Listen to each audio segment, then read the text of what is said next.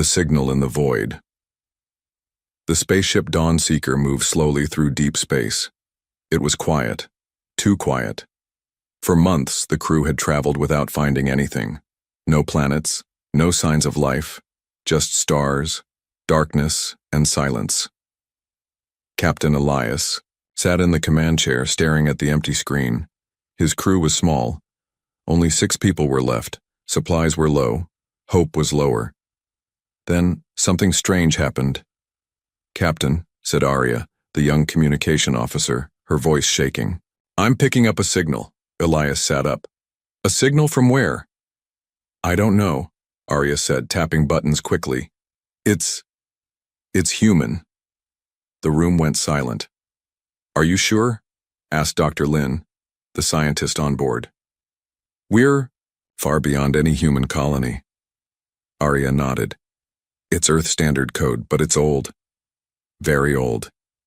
Captain Elias stood up and walked to her console. On the screen, a repeating message flashed. "Colony 134, alive. Send help. Coordinates attached." Colony 134 had been declared lost over 200 years ago. No one had heard from it. No one had found it. It was a ghost colony. Until now. "We're changing course," Elias said.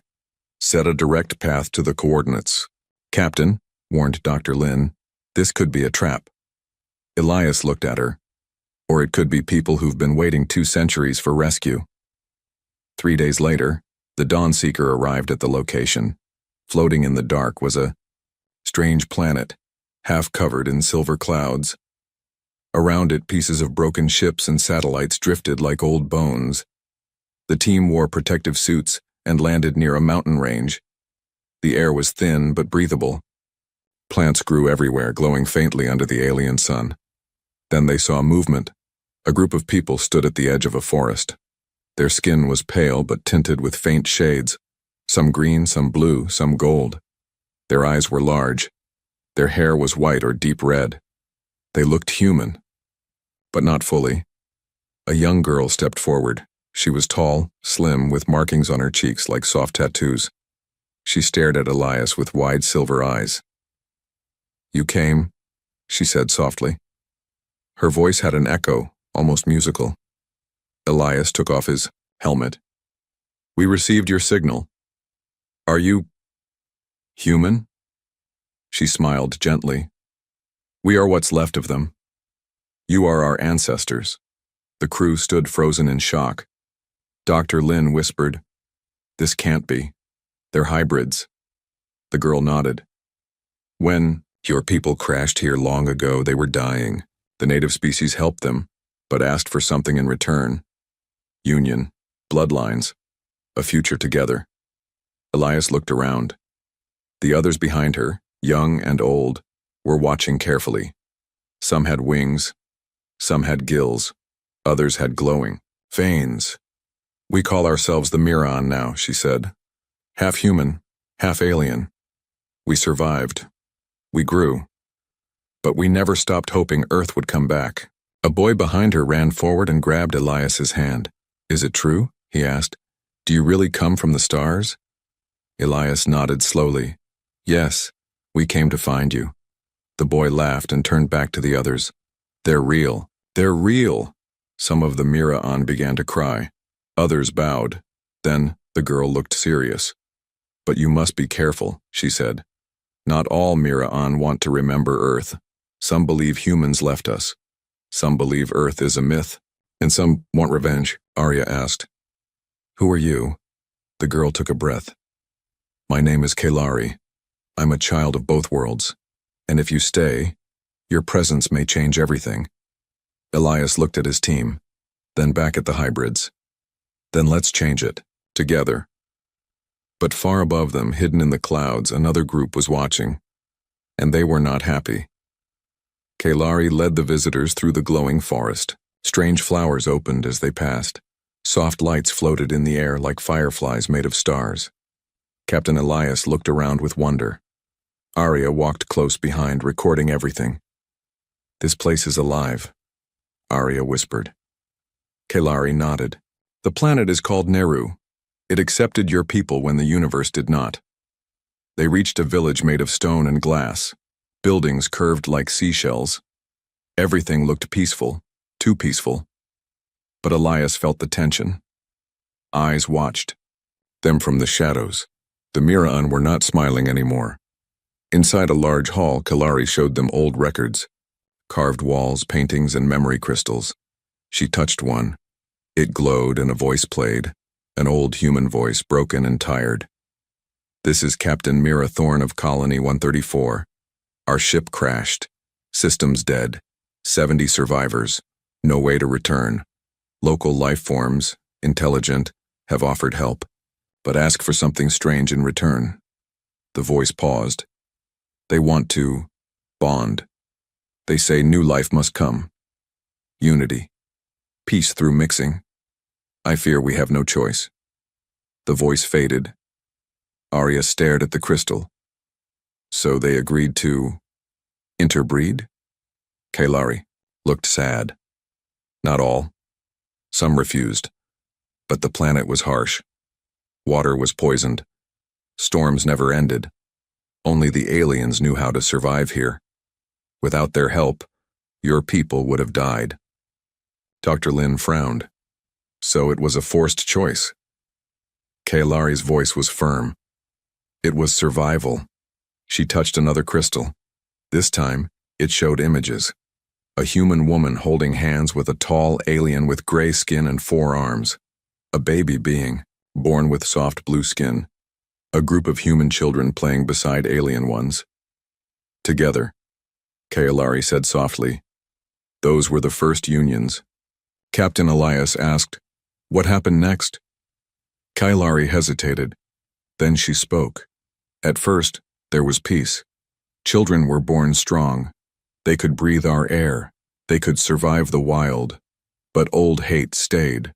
Some humans wanted to keep bloodlines pure. They called themselves the True. They refused to mix. Refused to accept the Mira'an." Dr. Lin asked, "Did they fight?" Kalari nodded. "There was war, small but painful. Families broke. Friends turned against each other. In the end, the True left and disappeared into the mountains. Some say they still live there waiting." A loud sound echoed from outside. Kalari stood quickly. "Come. You must see." Outside, on the village edge, a group of children played near a glowing tree. One child floated slightly above the ground. Another had skin that shimmered like crystal. They smiled when they saw Kalari. She called one of them over. A small girl with tiny wings ran to her. "This is Lyra," Kalari said. "She's part human, part Alex." Lyra tilted her head at Arya and whispered, "Are you my ancestor?" Arya knelt down. "Maybe. Do you want to visit Earth one day?" Lyra's eyes sparkled. "Only if it has trees that sing." Kalari smiled, but then her face turned serious again. "Not all Mira'an are like Lyra," she warned. "Some hate the past. Some hate the humans who left them behind. They see you as intruders." Captain Elias crossed his arms. "Why send the signal then?" Kalari's eyes grew distant. "I didn't." Everyone froze. "You didn't?" Elias asked. She shook her head. "The beacon was buried deep under the old crash site. No one has touched it in years. I only learned it activated when your ship arrived," Dr. Lin whispered. "Someone wanted us here." Kalari nodded. "And now you are. But some won't like it." That night, as the visitors slept inside the guest house, Elias stayed awake. He looked at the stars. Thought about Earth. About this colony. These strange people who looked like a mix of past and future. Arya joined him. "They're beautiful," she said. "They're dangerous too," Elias replied. "They're our blood," Arya said. Elias nodded slowly. Just then, a soft knock came at the door. A boy entered. His face was pale, with glowing green eyes. His voice was low. "They know. You're here," he said. "The True have seen your ship. They're coming." "Why?" Elias asked. The boy looked afraid. "They think your return means the end of their way of life." Arya stood up. "We came to help," the boy replied. Then help us stay alive. Outside, the winds picked up. In the dark forest, hidden eyes watched, and far in the mountains, old humans who had once rejected peace and were sharpening their weapons. The next morning, the sky above Nehru turned a pale gold. A soft wind blew through the glowing trees. But inside the village, the mood was tense. Captain Elias stood in front of the council chamber, staring at the faces of the Mira'an elders. Some looked more human. Others had alien features. Tentacles for hair, glowing skin, long ears, or no mouths at all. All watched him in silence. Kailari spoke, her voice calm. "We called this meeting to discuss the future. The humans have returned. It is time we face the truth." An older Mira'an with cracked skin and sharp blue eyes stood. "The truth?" he said with anger. "The truth is, they left us. We were alone. And now they return with cameras and questions." Dr. Lin stepped forward. "We didn't abandon anyone. Most on Earth don't even know this colony survived," the old Mira'an grunted. "Then let them forget again." Before Elias could speak, the council doors opened. A group of children entered quietly. They sat at the edge, watching. One boy had scales across his cheeks. A girl had tiny horns on her head. Another had 4 arms but a human face. Their eyes were wide and full of curiosity. Kailari turned to the council. "Let us not speak in anger. These children are the hybrid generation. They are both worlds. If we push away Earth, we push away half of them." A young Mira'an elder nodded. "We must decide what kind of future we want for them." Later that day, Elias walked with Kailari through the garden near the crash site ruins. He noticed strange symbols carved into old walls. Some were Earth numbers. Others looked alien. Kailari knelt beside a small grave. "One of the first hybrid babies," she said softly. "She died from a sickness we didn't understand. But the next child lived. Then another. And another." Elias sat beside her. "What are they like?" "The hybrids?" Kailari smiled faintly. "Stronger, smarter. Many can breathe underwater, some can sense danger, others heal fast. But it's not just powers. They feel things deeper. Love, pain, memory. They carry both Earth and Nehru inside them." He looked at her. "And what do you carry?" Kailari hesitated. "I carry hope, but also fear. Because not everyone wants this future." Suddenly, a loud sound echoed from the trees. A group of hybrid teens rushed forward, laughing. One floated above the ground, her feet never touching Earth. Another created sparks with his fingers. They gathered around Elias and Arya, asking questions in rapid voices. "Are your eyes real? Do you eat sky meat? Is Earth blue? Will you take us with you?" Arya smiled.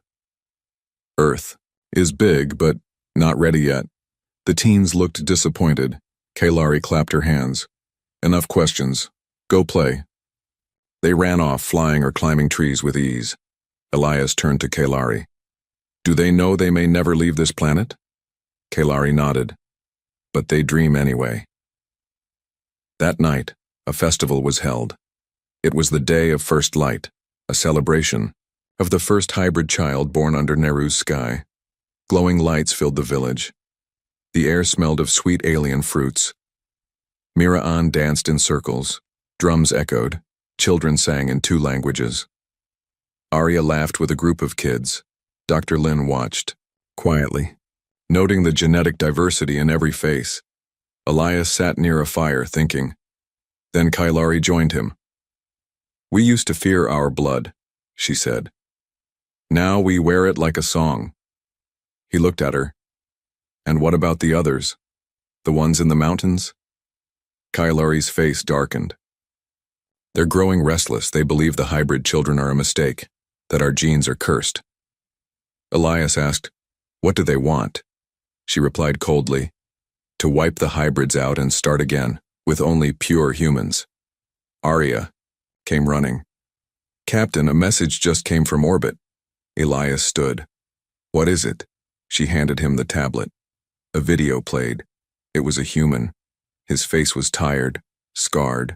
Behind him, mountains and shadows. To the Earthship. You don't belong here. These creatures are not your people.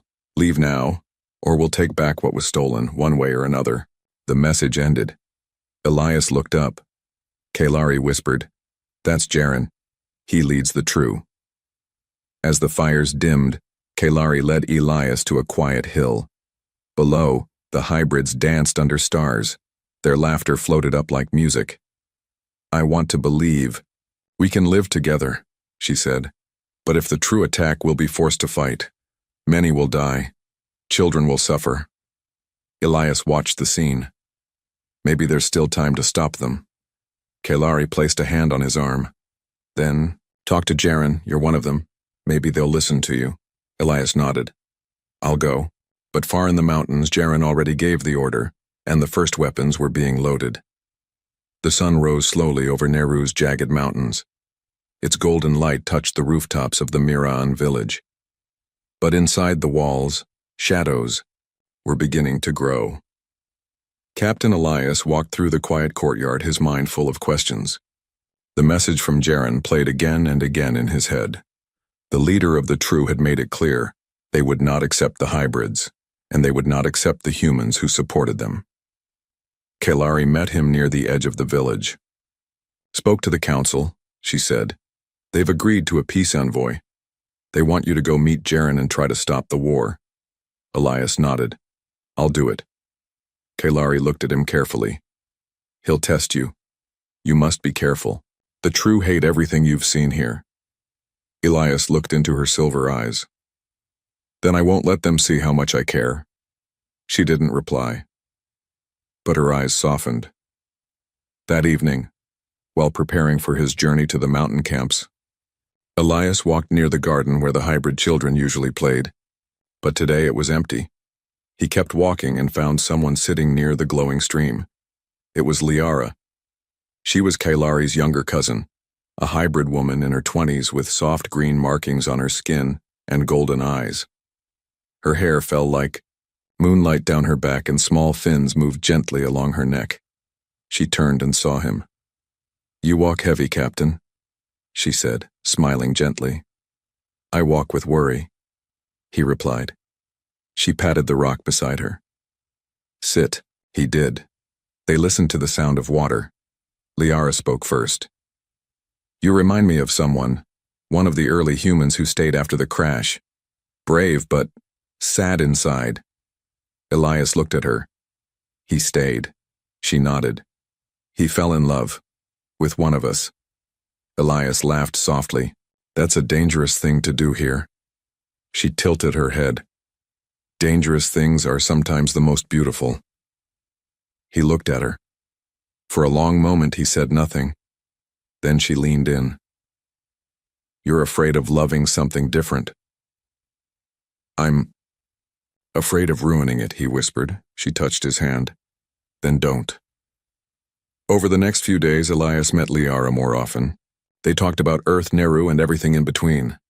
She showed him how the hybrids learned from both bloodlines, how they healed wounds using plant energy, how they built homes with alien stone that responded to touch. Elias felt drawn to her, not just because of her beauty, but because of her strength, her curiosity, her heart. But others noticed. Some Mira and elders whispered behind closed doors. And worse, someone outside the village was watching. One night, Elias and Liara stood beneath the twin moons. The air was soft and still. "I've never met anyone like you," he said. She looked at him with glowing eyes. "That's because I'm not anyone else." He smiled, stepped closer, and they kissed. It was gentle, slow, like two different worlds meeting under the stars. But nearby, a small insect-like drone buzzed silently, watching, recording. The next morning, an explosion shook the village. People ran, screaming. Fire rose near the edge of the forest. Elias grabbed his gear and rushed out. Kalari met him near the flames. "They hit our border post," she shouted. "It's the True." Just then another message arrived. this time broadcast to all of Nauru. Jaren's face filled the village's central screen. This is what happens when humans forget who they are. One of yours now lies with one of theirs. You share blood. You share beds. You are no longer human. Gasps filled the crowd. Elias looked around, heart racing. Kalari turned to him. Did you? He didn't lie. Yes. Liara stepped forward.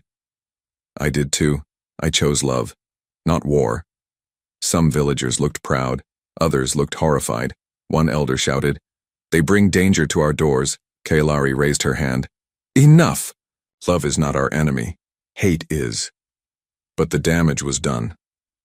Later, Elias sat alone near the crash site ruins. Liara found him. You should leave, she said. No. They'll blame you, maybe kill you. I don't care. She looked down. I do. He stood. Then come with me. She blinked. Where? To speak with Jaren, to face him. You want to walk into the fire? Yes, Elias said, because I'd rather burn than hide. Liara stared at him, then nodded. Then let's burn together. As the two prepared to travel to the mountains, another drone followed them. Quietly, but this time, it wasn't from Jaren. It was from someone else, far beyond the planet. And they had been watching everything. Captain Elias and Liara rode side by side on hoverbikes across the rocky cliffs of Nauru. Dust trailed behind them as the wind howled. In the distance, the mountains rose like dark giants. That's where Jaren waited. That's where the answer, to peace or war, would be decided. Neither spoke for a long time. Finally, Liara said, If this doesn't work, Elias replied, then I'll still be proud. Because we tried. Ahead, a figure stood alone on a narrow ridge. He raised a hand. The hoverbike stopped. Jaren was tall, broad-shouldered, with gray in his beard. His clothes were torn and worn. His eyes held the fire of a man who had lived in anger too long. I should shoot you now, he said to Elias. But you didn't, Elias replied. Jaren stared at Liara. And her? You bring that here? Liara stepped forward. I came to speak, not fight. Jaren growled. Speak? Your kind has already spoken, with poison in our bloodlines, Elias said firmly. The children of this colony are strong. They're the future. They're a mistake, Jaren snapped. Your weakness has spread into our bones. But then, a shout came from the rocks above. Another group approached, armed, armored, and angry. They weren't Jaren's people. Down, Jaren yelled. Blaster shots rained from the cliffs. Red beams burned the rocks. A new faction had arrived. Not hybrid, not the true. Something else. Elias pulled Liara behind cover. Jaren ducked beside them. Who are they? Elias asked. Jaren snarled. They call themselves the Purged. The ones neither Earth nor aliens claimed. Outcasts. They want to destroy everyone now. Liara breathed heavily. They've waited for chaos. Now they're lighting the match. Back, in the Mira'an village, Kalari stood before the council again. Captain Elias is missing, she said, and we've just lost contact with the mountain watchtowers. One elder asked, could it be Jaren? Another replied, or worse, someone, trying to make us fight. Kalari turned to the crowd. Then we must be ready. Defend our children. Defend peace. In the shadows, a group of younger Mira'an exchanged glances. They wore dark armor and carried weapons on their backs. They were hybrids, strong, gifted, but angry, forgotten, rejected by both Earth and the mountains. Their leader, a tall girl, with crystal hair named Vexa, stepped forward. We've waited long enough, she said coldly. Let the elders talk. We'll handle the war. Kalari blocked her path. No, we protect, we don't provoke. But Vexa's voice was louder. They hate us for being born. So we will show them what our birth means. The crowd began to split. Elders and peacekeepers on one side, the young and angry on the other. The uprising had started. Not from outside, but within. At the base of the mountains, Elias, Liara, and Jaren had taken shelter in a hidden cave.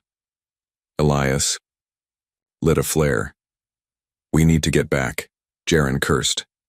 "There's a tunnel. It goes under the ridge, but it's dangerous." Liara's voice was steady. "Dangerous is all we've known." They moved quickly, dodging falling stones and crumbling paths. Inside the tunnel, they found ancient carvings, symbols of the first human arrivals. Some were peaceful, others showed war. Elias stopped. They knew this might happen again. Jaren looked at him. "Then maybe they failed." "No," Elias said. "They left us a warning, and a choice."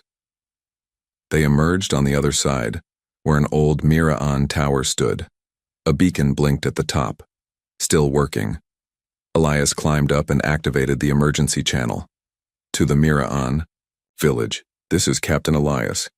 There is a third force attacking both sides. Do not engage the true. We must unite or we'll all fall." His voice echoed across Nehru. In the village, Kailari received the message just as Vexa and her fighters marched toward the armory. She ran ahead of them, blocking the gate.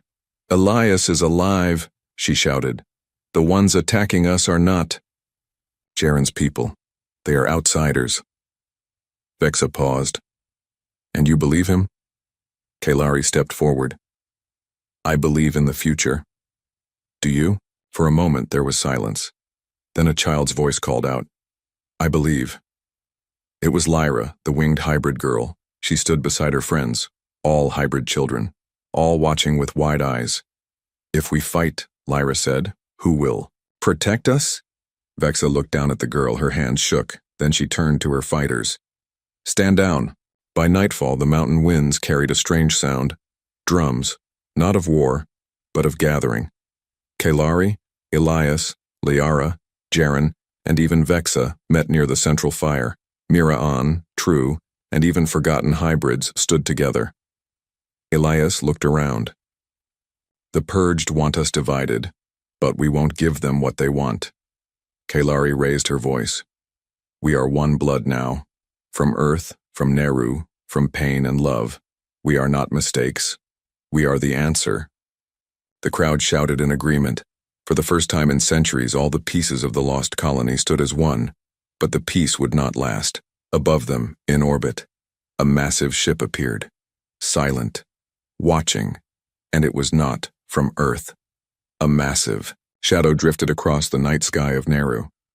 High above the planet, a ship unlike any seen before floated in silence. Black as void, its surface shifted like flowing metal. No signals, no warnings, just presence. In the Mira'an village, the people looked up, fear in their eyes. Elias stood near the council tower watching the unknown vessel. "That's not from Earth," he said quietly. Kailari stood beside him. "And it's not from Nehru either."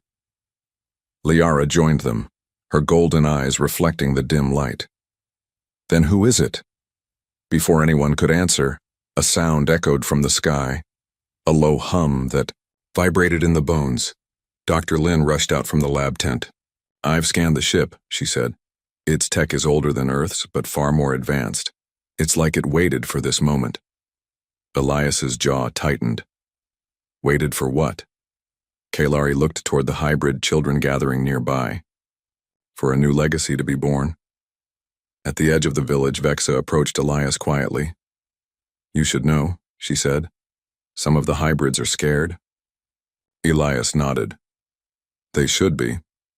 She looked him in the eye. "But some are ready." "Ready for what?" Elias asked. "To defend what's ours." Elias put a hand on her shoulder.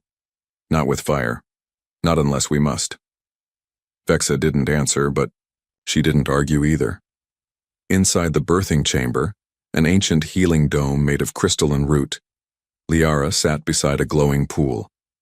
Her hands rested on her stomach. The pregnancy had been fast, too fast. In just days, her body had begun to change. Hybrid biology, human seed, Nehru's energy, all mixing. Dr. Lin carefully scanned her. "The child is healthy, but different. Liara looked up. Different how? Dr. Lin hesitated. It's not just human or hybrid. It's something beyond both. A third generation. Something entirely new. Liara touched her belly, feeling the heartbeat. He's coming tonight. Outside, Kelari gathered the council. We have a choice, she said. We can wait and be hunted, or we can send a message. Elias stepped forward. To who? Kelari pointed to the sky. To them. Whoever's on that ship, they're watching. Let them see what we are. Jaren approached slowly. You want to show them the child? Kelari looked at him. I want to show them our future. Jaren took a breath, then nodded. Then I'll stand with you. As the night deepened, the entire village gathered around the dome.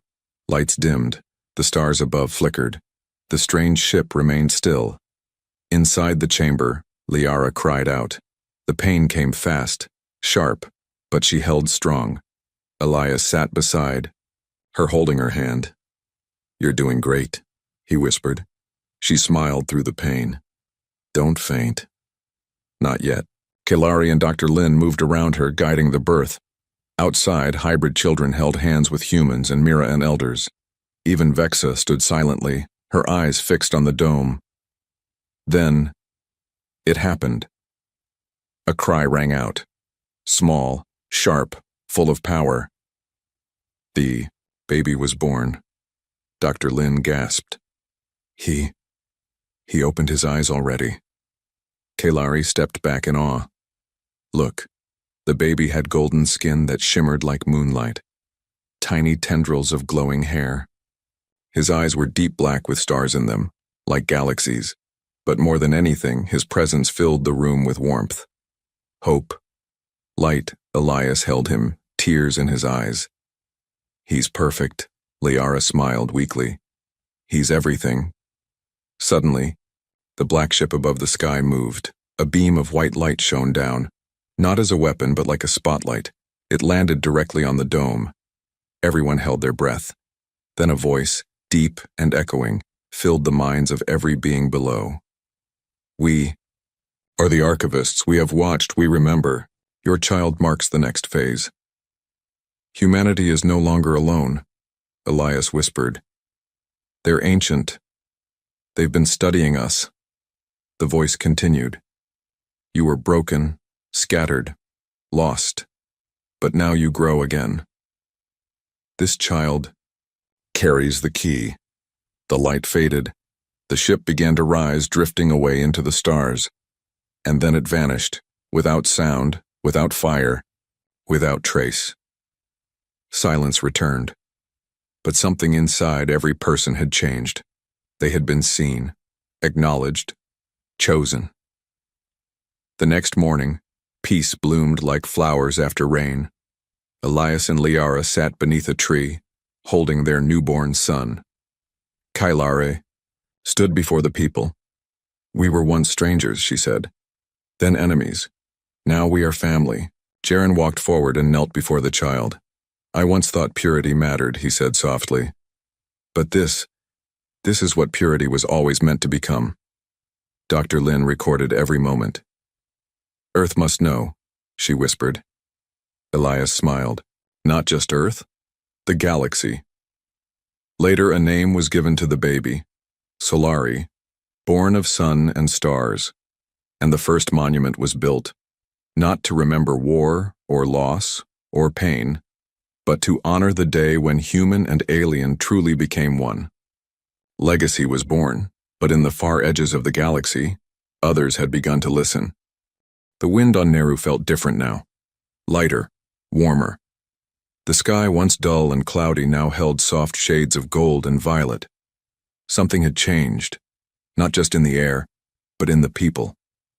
Solari, the newborn child of Elias and Liara, slept peacefully under a canopy of glowing leaves. Around him, the village had become quiet, as if even the trees understood they were watching something holy. Captain Elias stood guard near the dome. He didn't wear his armor now. Just a simple shirt, stained, with dirt and love. He wasn't just a visitor anymore, he was part of this place. Liara sat nearby, eyes tired but bright. She gently rocked Solari in her arms, singing an old Miran lullaby. Kailari entered with Dr. Lin carrying data tablets. "He's stabilizing," Dr. Lin said, half in wonder. "His DNA is still changing. I think the light from the archivist's ship, it did something." Kailari smiled. "He is not just born of two worlds. He's born of hope." But far beyond the trees, in the mountain shadows, trouble still stirred. Vexa stood on a ridge overlooking the valley. A small group of young hybrids stood behind her wearing armor. One boy asked, "Is it over now?" Vexa didn't answer right away. She finally said, "The war we expected never came, but something else did." Another girl spoke. "The child, do you trust it?" Vexa turned, her face unreadable. "I don't trust. I watch. I protect." She looked to the stars. "If the galaxy noticed us, others will too, and not all will come in peace." A week later, a signal reached Earth. Dr. Lin had sent a full report, data, images, voice logs, and a direct message from Captain Elias. The transmission arrived at the United Colonies Command on Mars. High-ranking officials watched in silence as the screen lit up with Elias's face. "To anyone listening, this is not just a lost colony. Neru is a beginning. We found more than survivors. We found a new form of life, a new version of us. Humanity has mixed with the stars, and what has come from it is beautiful. Prepare Earth. Prepare your minds. Because everything is about to change." The council members sat in stunned silence. One of them, Admiral Stone, spoke quietly. "What do we call them?" Another answered, "The Miran?" "No," the Admiral said. "The new humans." Back on Neru, the village held a gathering. Not a war council, not a mourning ritual, but a celebration.